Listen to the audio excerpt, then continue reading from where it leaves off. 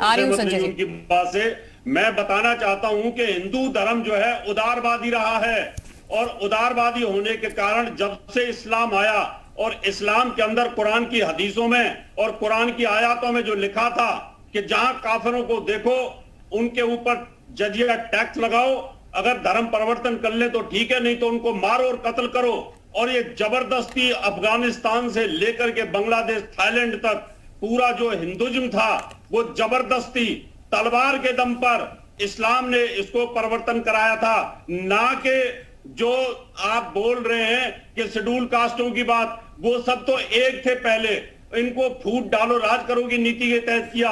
ऐसे तो यहूदी धर्म भी बौद्ध और जैन से पहले का है और सनातन से बाद का है, लेकिन यहूदी कैसे छोटे से रह गए इजराइल के अंदर, क्योंकि उनके साथ भी वही किया गया जो हिंदुज्म के साथ किया गया। इसलिए इस्लाम ने जबरदस्ती, साथ में ईसाइयों ने जबरदस्ती एक सॉफ्ट धर्म हिंदू धर्म को टारगेट किया और इसका कन्वर्जन किया। इसीलिए हम चैंटी को भी दाना डालते हैं, हम किसी पे तलवार नहीं उठाते।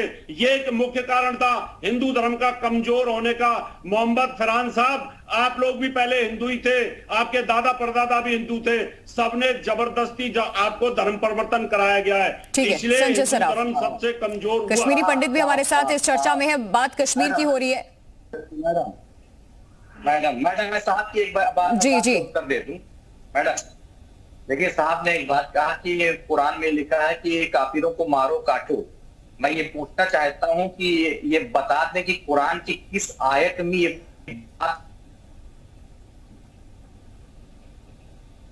तो ये जो कहते हैं मैं वो मानने को तैयार हूं।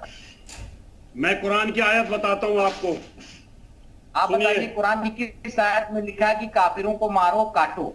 सुनिए सुनिए सुनिए, मैं बता रहा हूं। अरे सुनो भैया, अरे सुन लो, इधर देखो मोहम्मद इरफान, देखो इधर, मैं आपको बता रहा हूं कुरान की सूरा अल कहफ, कुरान की सूरा अल हक सुनो, इसके अंदर 18 नंबर की 26 की सूरा है और उसमें लिखा है किसी को अपना हितैषी ना समझो, अपना मित्र और संगत ना लो, अल्लाह के अलावा किसी को मत मानो, और जो बुत परस्त लोग हैं उनको भी जजिया टैक्स लगाने की कोशिश करके उनको कन्वर्ट करने की कोशिश करो। और सुनो, दुनिया के सभी स्वानी मुसलमान। एक second H S Rawat ji, उन्हें भी अपनी बात रखने का मौका दीजिए, ठीक है, बोलिए जी। देखिए मैडम, ये जो बात कर रहे हैं गलत बयानी कर रहे हैं, और ये गलत बयानी नहीं है। मेरे पास में तमाम यहाँ पर सारी सूराएं जो 28 सूराएं हैं, जो 28 सूराएं हैं, मदनी सूरा, उनके बारे में जानकारी दे रहा हूँ आपको। एक second H S Rawat ji, मैंने प्रूफ दे दिया तो आप कह रहे हो गलत बयानी कर रहा हूं मैं। जब आपको प्रूफ दे रहा हूं तो गलत बयानी लग रही है आपको। आप झूठ का मैं रुक कर रही हूँ संजय सर आपका। एक सेकंड सर, ठीक है, ऐसे बहस नहीं होती सर, ऐसे बहस नहीं होती, उन्हें भी अपनी पक्ष रखने का मौका दीजिए। एच एस रावत जी, आपको पर्याप्त समय दिया था, आपने बता दिया, अब वो भी अगर कुछ कह रहे हैं तो उनकी बात को भी सुन लीजिए। बोलिए मोहम्मद फरहान, फिर मुझे रुक करना है। सुनाइए, कुरान की आयत पढ़ के सुनाइए, हिंदी में तर्जमा करके मत सुनाइए, ये लोगों को गुमराह मत करिए, गुमराह मत करिए लोगों को, गलत बयानी से काम मत लीजिए, सच्ची बात करिए और कुरान की आयत पढ़ के सुनाइए, बताइए कुरान की इंग्लिश और हिंदी में पढ़कर मत दिखाइए, ये इंग्लिश और एक सेकंड सर, एक सेकंड हो गया, यहाँ हम कुरान को डिस्कस करने के लिए नहीं बैठे हुए हैं। एक सेकंड संजय जी, संजय सर, आप सर शांत हो जाइए, ठीक है, हो गया। संजय जी सर, आप अपने आप को अनम्यूट कीजिए, आपकी आवाज नहीं आ रही। सॉरी, अब आ रही है आवाज? जी जी, 1 2 3 4। देखिए, मैं इसीलिए पहले ये फरहान भाई को भी बोलना चाहता हूं, आप लोग अगर हिस्ट्री पढ़े तो फिर प्रॉपर तरीके से हिस्ट्री पढ़ लीजिए। 5000 साल अगर कोई हिस्ट्री को खोलेंगे तो फिर कश्मीरी पंडितों की सबसे पुरानी हिस्ट्री है हिंदुओं की, तो हम उस पर, इसीलिए मैं नहीं आना चाहता था। मैं तभी मैंने कहा था हम लोग 140 करोड़ लोग इस देश में रहते हैं, चाहे वो हिंदू है, मुस्लिम है, सिख है, ईसाई है, एक परिवार की तरह रहते हैं। और एक परिवार को जिस तरीके से माननीय प्रधानमंत्री के नेतृत्व में, होम मिनिस्टर के नेतृत्व में पूरे देश को सबका साथ, सबका विकास और सबका विश्वास के माध्यम से लिया जाता है, तभी मैंने कहा था कि गुलाम नबी आजाद साहब को आज इस मुद्दे को उठाने की जरूरत नहीं है। ये देश आज खुशहाल है, अनफॉर्चुनेटली कहीं पर अगर ऐसे देखें, अब हम कुरान पाक को और भगवत गीता को यहां पर, फिर अगर वो हिस्ट्रियां खुलेगी तो फिर बहुत कुछ खुलेगा।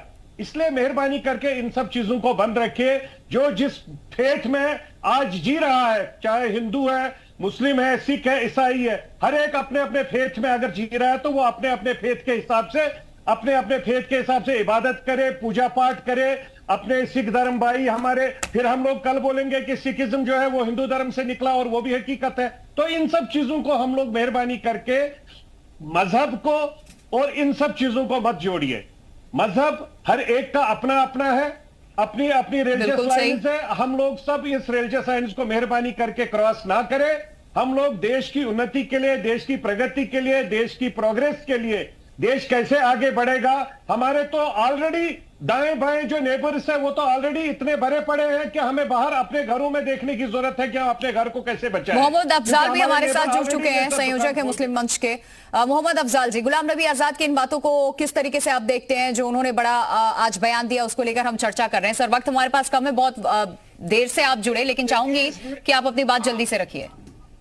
हाँ, मेरा कहना इस बात में यही है कि गुलाम नबी आजाद साहब ने कोई नई बात नहीं कही है।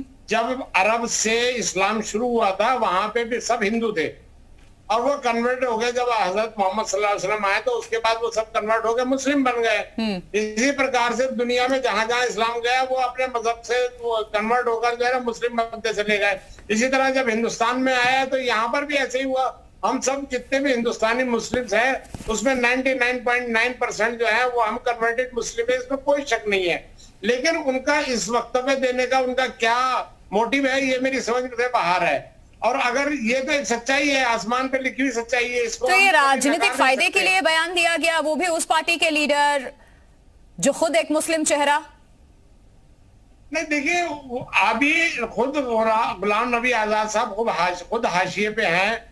वो कहीं ना कहीं वो ये सोचते हैं कि इस तरह का कुछ बयान देकर वो कुछ अपना माइलेज को हासिल कर लेंगे, तो ऐसा कुछ नहीं है। वो अगर ऐसा करना चाहते हैं, लेकिन सच्चाई तो यही है कि जितने भी हिंदुस्तान के मुसलमान हैं कन्वर्टेड मुस्लिम्स हैं और यहाँ पर हम सब हिंदुस्तानी सब मिलजुल कर रहते हैं।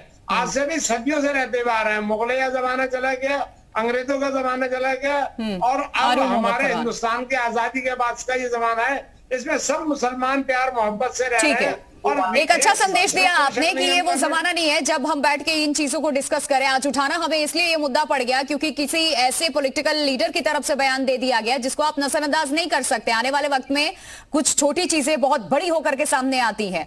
बोलिए मोहम्मद फरहान, मेरे पास सिर्फ 1 मिनट का वक्त बचा हुआ है। अगर वो ये समझते हैं कि उनका ऐसा वक्तव्य देने से उनको कुछ मिलेगा, मैं देखिए ये तो सच्चाई है, जो यूनिवर्सल ट्रुथ है। अच्छा, आप सभी लोगों को बहुत बहुत शुक्रिया, माफी।